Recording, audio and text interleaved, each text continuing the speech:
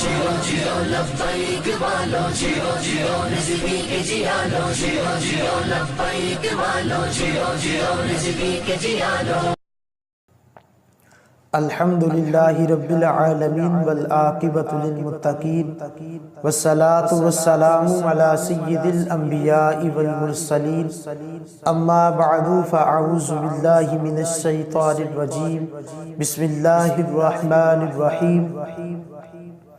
قال اللہ تبارک و تعالی فی القرآن المجید والفرقان الحمید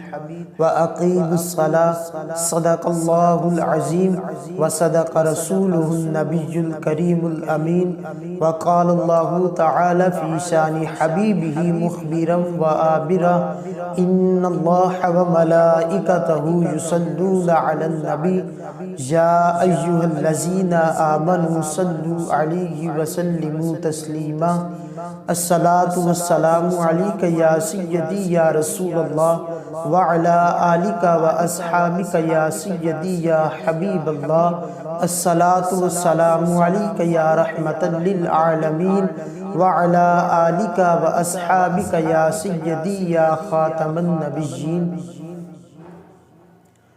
اللہ وحدہ لا شریک کی حمد و ثنا و حضور نبی مکرم نور مجسم شفیع معظم امام الاولین والآخرین سید المرسلین کی بارگاہ میں درود و سلام کا نذرانہ پیش کرنے کے بعد خالق کائنات کی دی ہوئی توفیق و حضور نبی مکرم نور مجسم شفیع معظم امام الاولین والآخرین سید المرسلین کی نگاہ عنایت کا صدقہ آج آپ کے سامنے قرآن مجید فرقان حمید کی ایک آیت کا بعد حصہ تلاوت کرنے کا شرف حاصل کیا ہے۔ خالق کائنات کی بارگاہ میں دعا ہے کہ خالق کائنات مجھے حق اور سچ بیان کرنے کی توفیق عطا فرمائے۔ حضرات محترم، نماز کو جملہ عبادات میں خصوصی فضیلت حاصل ہے۔ حج سال میں ایک مرتبہ صاحب استطاعت مسلمان پر فرض ہے۔ زکوٰۃ سال میں ایک مرتبہ صاحب نصاب مسلمان پر فرض ہے۔ رمضان کے روزے سال میں ایک مرتبہ رمضان کے مہینے میں مسلمانوں پر فرض ہے، لیکن نماز وہ اعلیٰ عبادت ہے جو دن میں 5 مرتبہ بندہ مسلمانوں پر فرض ہے۔ نماز وہ اعلیٰ عبادت ہے جو ہر مسلمان مرد اور عورت پر، آزاد اور اسیر پر، عربی اور عجمی پر، بیمار اور تندرست پر، مریض اور حکیم پر، مسافر اور مقیم پر، ہر عاقل اور بالغ مسلمان پر فرض ہے۔ اب نماز کیا ہے؟ نماز خالق کائنات کی بارگاہ میں اس کی کبریائی کا بیان نماز ہے، اس کے رحمان اور رحیم ہونے کی یاد نماز ہے،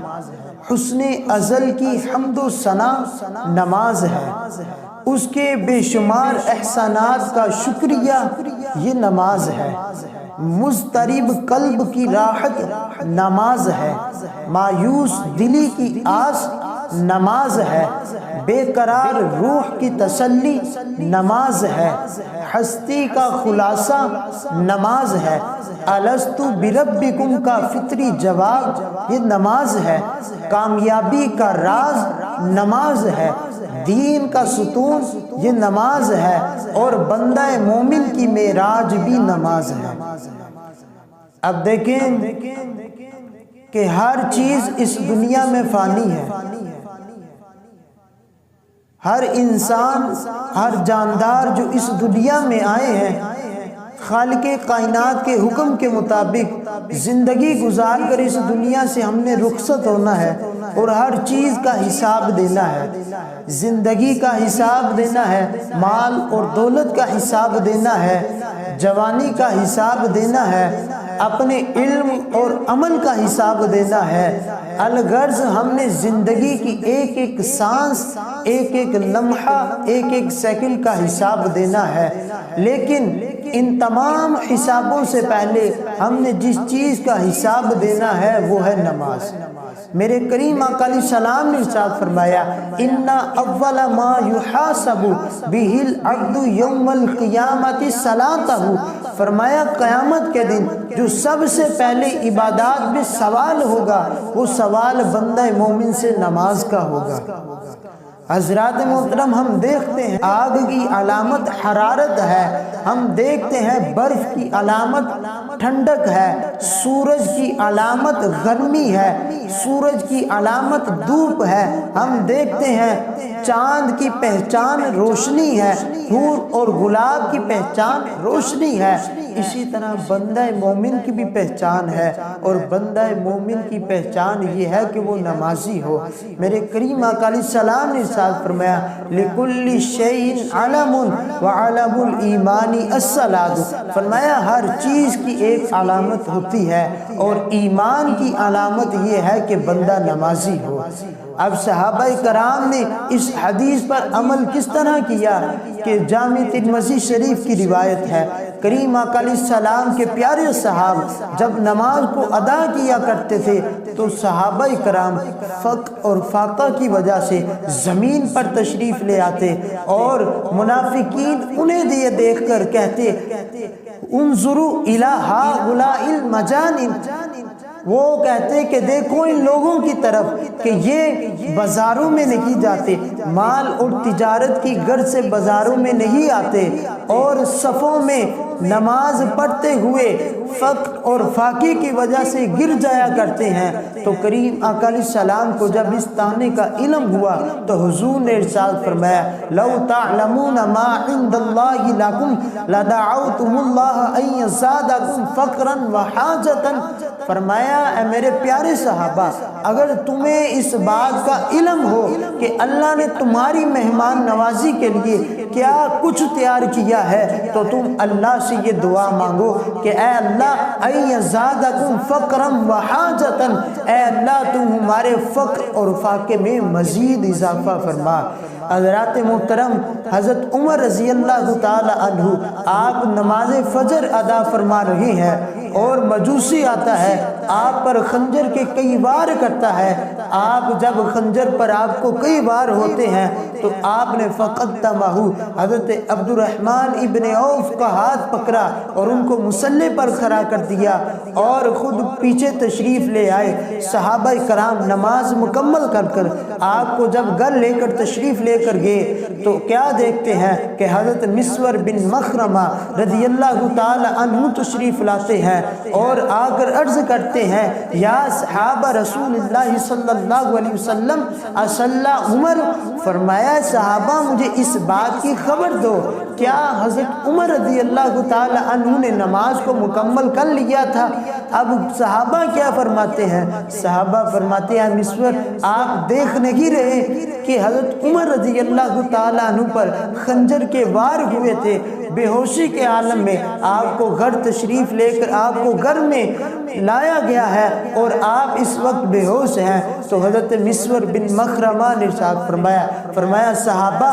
جب حضرت عمر رضی اللہ تعالی عنہ کو ہوش آئے تو ان کو یاد دلانا کہ آپ کی نماز ضائع ہو گئی ہے، اور مجھے اس بات کا علم ہے کہ حضرت عمر رضی اللہ تعالی عنہ کو اتنا خوف اپنے اوپر حملے ہونے کا نہیں ہوگا، اپنے اوپر خنجر کے وار ہونے کا اتنا دکھ نہیں ہوگا جتنا دکھ ان کو اس بات کا ہوگا کہ آج میری نماز ضائع ہوگی۔ حضرات محترم، یہ وہ پیارے صحابہ کرام تھے جو نماز کو ادا کیا کرتے تھے، اور اللہ نے اس طرح نماز کی محبت کو ضائع نہیں کیا ان کی، بلکہ میرے نبی کریم علیہ السلام نے پھر ایسے صحابہ کرام کے لیے ارشاد فرمایا، خصوصاً حضرت عمر فاروق رضی اللہ تعالی عنہ کی شان میں ارشاد فرمایا صحابہ اگر میرے بعد کوئی نبی ہوتا تو وہ عمر ہوتے، کیا ہے کہ ان کی نماز کے ساتھ محبت دیکھیں، ان کی عبادت کے ساتھ محبت دیکھیں، ان کا اخلاص دیکھیں کہ دوسرے صحابہ گواہی دے رہے ہیں کہ حضرت عمر رضی اللہ تعالیٰ عنہ کو اتنا دکھ اپنے اوپر حملے ہونے کا نہیں ہے جتنا دکھ اس بات کا ہوگا کہ میری نماز ضائع ہوگی۔ اللہ رب العالمین ہم سب کو نماز پنجگانہ ادا کرنے کی توفیق عطا فرمائے، آمین۔ وآخر دعوانا یا ان الحمدللہ رب العالمین۔ اللہ اکبر، اللہ اکبر، اللہ اکبر، اللہ اکبر، اللہ اکبر، اللہ